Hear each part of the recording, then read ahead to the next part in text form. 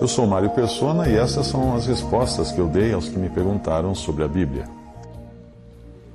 Você escreveu perguntando se o batismo salva. Isso depende do que você entende por salvação. 1 Pedro 3,21 diz que o batismo salva. Só que não é a salvação da alma ali. Não é a isenção de uma pena judicial que o batismo salva. Não. Ele salva das coisas que nos cercam. É a salvação das coisas ao nosso redor. O batismo coloca a pessoa numa nova esfera de responsabilidade e de testemunho. E nós poderíamos dizer que a pessoa batizada, ela fica a salvo de ser uma pagã, mesmo que ela continue incrédula. Ao batizar alguém, você traz essa pessoa para dentro da grande casa da profissão cristã, mesmo que essa pessoa seja incrédula. Essa pessoa vai receber então sobre si o nome de Cristo e vai passar a ter responsabilidades quanto a esse nome. Num certo sentido, se essa pessoa permanecer incrédula, a sua culpa fica ainda maior, porque ela agora leva o nome de Cristo e nega Cristo na sua fé. Assim, quando Cristo voltar, os países cristãos, por exemplo, sofrerão maior juízo do que os países pagãos, sabia? China, o bloco árabe, a Índia, etc., terão menos juízo na vinda de Cristo do que toda a Europa e o Ocidente. O Ocidente se tornará habitação de chacais durante o milênio, o reino de 1000 anos de Cristo, enquanto que o Egito e a Síria, atual Irã, que hoje são países pagãos, serão abençoados juntamente com Israel e irão a Jerusalém para adorar. Isso está na profecia. Eu fugi um pouquinho do assunto, mas eu espero que seja para a edificação sua e de outros. A salvação pela fé, essa sim, é a salvação judicial. É Deus não lhe imputando o que você merece, não levando em conta o seu pecado, salvando você. É a fé que lhe é imputada como justiça. Isso está em Romanos 4. Leia Romanos 4 inteirinho para você entender.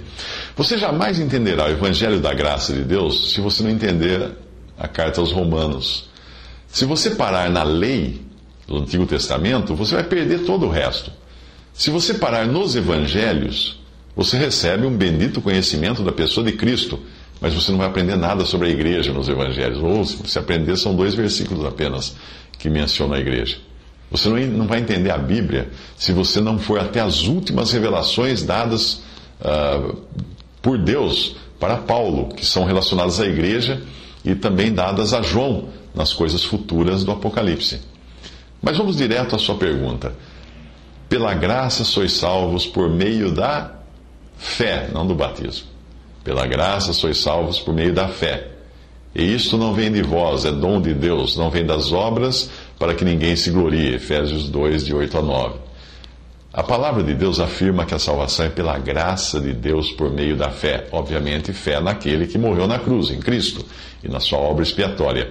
Expiar com X, significa purgar, como quando você espreme uma ferida. Retirar o pecado que nos impedia de ter acesso à presença de Deus. Tendo isso em mente, pergunte a si mesmo: o que foi que Cristo retirou de você na cruz? Pronto, você já tem a resposta. A graça de Deus está disponível para todos.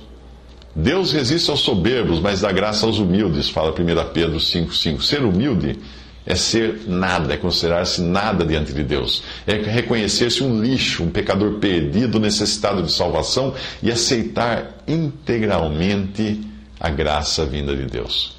É reconhecer que em mim não habita bem algum. É aceitar que Cristo morreu por mim, porque eu não poderia fazer nada a respeito.